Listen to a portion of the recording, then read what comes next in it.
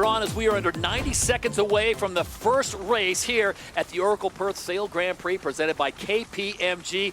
Hannah Diamond, this is the moment they've all been waiting for. 7 weeks ago, the title was on the line, and now it's season 6. Yeah, that's right, and it's a brand new season, so they're going to have to put their best foot forward to have a good start to the season here.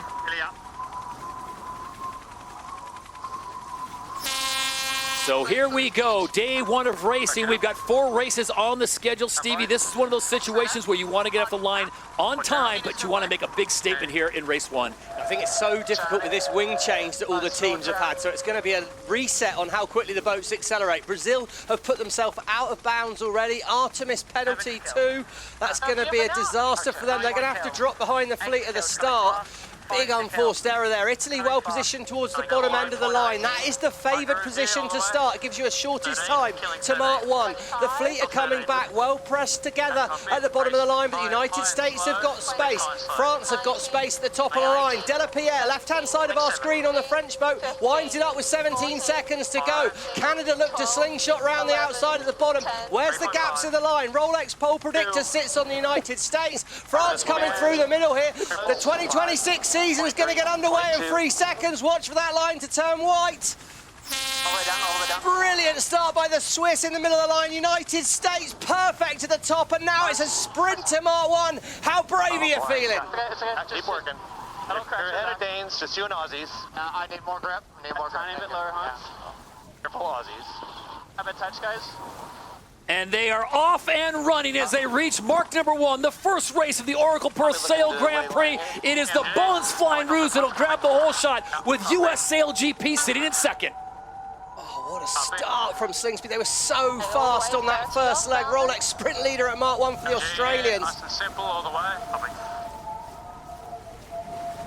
So important leading at Mark 1. That's a big, decent gate to go down to gate 2 there. Top right-hand side of our screens where they're all headed right now. Canada are the first to turn away. They've got clear wind. I think this is a good move by North Star Canada. Great chance to make a gain, but the Australians, they keep it simple. They're going to try and minimise the manoeuvres down the leg here. Look how fast the Canadians are going. Top of our screen. Giles Scott and North Star Canada looking very good. Hannah on top. Also, it is France up there. Also, the new team branding, DS Team France. We'll keep an eye on them, but it is the Bones Flying Ruse, the 3-time champions, out in front right now in first place. US SailGP has dropped back to 3rd with Taylor Canfield.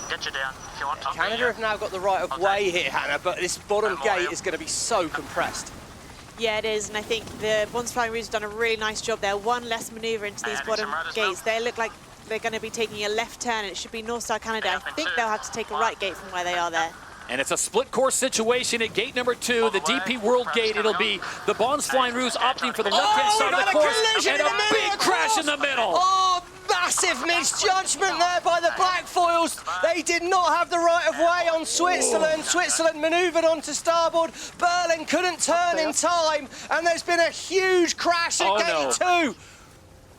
2 boats involved, and there is a piece of one of them. Oh, that's the back of the Black Foils, I think, Todd. They thought they could sneak across in front. Oh, massive incident. It's so compressed. The Bones Flying Ruse, well, they're gone. They are down the road here. Artemis up to 6th. Denmark coming around the outside of them. Penalty on North Star for not giving room to the US SailGP team. They're going to need to get behind the US team. So what was 12 is now down to 10 as the Swiss and the Black Foals of New Zealand look to be dead in the water. Meanwhile, the Bones Flying Ruse are off and gone. North Star Canada still with a penalty, sitting 3rd. The Americans sit in 2nd. Hannah, I was just about to say how impressive the Bones Flying Ruse. Glenn Ashby, he hasn't sailed a boat for a couple of years. I mean, he's a magician in this kind of boat, but he's back and the Bones Flying Ruse are just gone. Yeah, and we know how much easier it is to sail the boats when you can get in a bit of clear air, so they'll be really trying to consolidate this lead at the moment, but so much action back in the pack already. Stevie, talking about who that is, Glenn Ashby subbing in for Ian Jensen because of the injury, flown in literally as a super sub. Hannah, I got to ask you, how hard is it to come away and all of a sudden, oh yeah, by the way, we need you on the F50 foiling catamaran today? I mean, if anyone can do it, then Glenn Ashby is definitely one of the names you definitely want on your call list for that, but especially in conditions like this, it looks glamour sailing, but these boats are so difficult to sail, so you have to just jump in after one day's training. Leg 3 of 7, race number 1. We're scheduled for 4 as we see the Bons Flying Rouge out in front. Here's the replay of the situation center of the screen. You see Switzerland, they manoeuvre. Not a lot of time for the black foils to react. I mean, it was a very tight turn, but the rules say as soon as you're on starboard tack, black foils must keep clear. And, well, quite clearly they didn't there. You can see the view on board the black foils. They try and set up to react to that turn, but they're a little late, and then he just can't turn in time. And there you go, massive contact. Oh, I mean, we haven't heard from the umpires just yet exactly what's happened with that. I'm sure they're having to look at the details. Everyone is safe. That's, of course, the most important news. Oh, look at that. You can see Pete Burling almost came jolted out. Forward. So Pete Burling almost tossed out of his cockpit. I think he realized right then what had happened, and it was on him. Here is it on board the Swiss boat. Nowhere to go.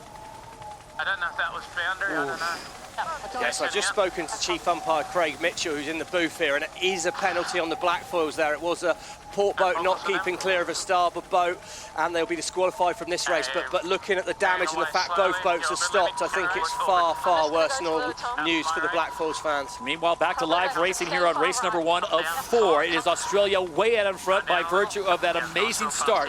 Australia out in front, and then the team that is newly branded DS Team France, Quentin Delapierre, the same driver. He is in second. He's moved up nicely. Taylor Canfield, the Americans, sit in third, and North Star Canada in fourth, with Brazil now sitting in top 5 position, with Butler Brazil and their driver Martini Grail.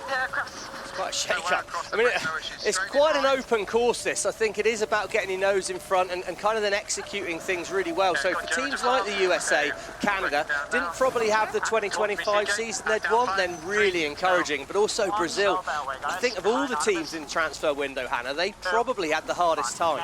Yeah, I imagine they would have been disappointed to lose kind of 2 of those key players in the wing trim and the flight controller position. But I think, you know, it's the beginning of a season. They really climbed the leaderboard last year, but I think it's time. There's an opportunity now to really put some learnings in place. And on this nice big course we've got here in Perth, actually quite a nice race course to start with. There are the champions from last year, Emirates GBR. They are currently sitting in 8th place, with Australia way out in front. Their lead over 5 minutes. Yeah, there's going to be some finding their feet. We saw yesterday GBR didn't look, you know, quite the team they looked towards the end of last season. Of course, it's about growing through the year. We all know that. It's about winning at the end of the year, not at the beginning of the year. But if you're on board the Bons Flying Rouge right now, I mean, what a start to the season they're having. 300-400 metres ahead in this first race. And we can see there is space on this race course. It's not as tight as some SailGP courses. But conversely, Stevie, as the Bons Flying Rouge are having a great first race, you got to think of the Black Foils of New Zealand and Switzerland, and no fault of their own. They are literally quite dead in the water, so the Swiss are out. Spain not able to make it to the start line. And Hannah, now you've got the Black Foils of New Zealand, one of the preeminent teams. A lot of people think they could win this season, and they have dug themselves a huge hole. Yeah, I think they were definitely one of the kind of key teams to watch for this season, so a complete disaster start to the season for them. But yeah, well, say a disaster. About 30 minutes ago, I said they were going to win this event. On, angle, good job. Nikolai Sehested in Denmark now, currently in 5th place overall, just behind North Star Canada is still Australia, Bons Flying Rouge, and their owner, Hugh Jackman, Ryan Reynolds, got to be happy about this, Stevie, as they are off and flying with a massive lead. All the way. Yeah, and of course, you know, Rottwell, Denmark, I think it's important they start the season well, they ended the season in the best possible way, but for them, for Italy are at the back of the pack, Artemis, they're sat in 10th. I thought the Artemis team got off to a good start, but again, perhaps struggling with a bit more congestion. I think it's one thing to do it in practice with a bit of space. Suddenly everything starts happening a lot faster, and that's when someone like Slingsby, well, he just literally comes into his element. Following up slow. Nice pressure at the mark to bear away, so all clear. Should be behind this first pack. That's the voice of Glenn Ashby, the wing trimmer there. So he's got his head out the boat, trying to coordinate that team. And as you say, a pretty good stand-in to be able to call upon.